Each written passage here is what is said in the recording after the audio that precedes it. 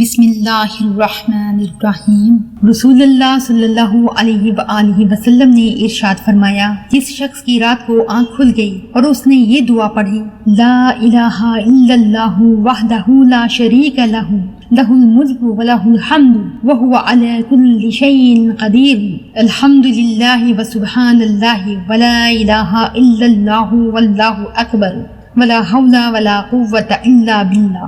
ترجمہ: اللہ کے سوا کوئی معبود نہیں، وہ اکیلا ہے، اس کا کوئی شریک نہیں، ملک اسی کا ہے اور تمام تعریفیں بھی اسی کے لیے ہیں اور وہ ہر چیز پر قادر ہے۔ تمام تعریفیں اللہ ہی کے لیے ہیں۔ اللہ کی ذات پاک ہے، اللہ تعالیٰ کے سوا کوئی معبود نہیں اور اللہ سب سے بڑا ہے۔ اللہ کی مدد کے بغیر نہ کسی کو گناہوں سے بچنے کی طاقت ہے اور نہ نیکی کرنے کی ہمت۔ پھر اس کے بعد اس نے یہ دعا بھی پڑھ لی، اللہم اغفر لی، اے اللہ میری مغفرت فرما۔ یا کوئی بھی دعا کر لی تو اس کی دعا ضرور قبول ہوتی ہے۔ پھر اگر اس نے وضو کیا اور نماز پڑھی تو نماز بھی قبول ہو جاتی ہے۔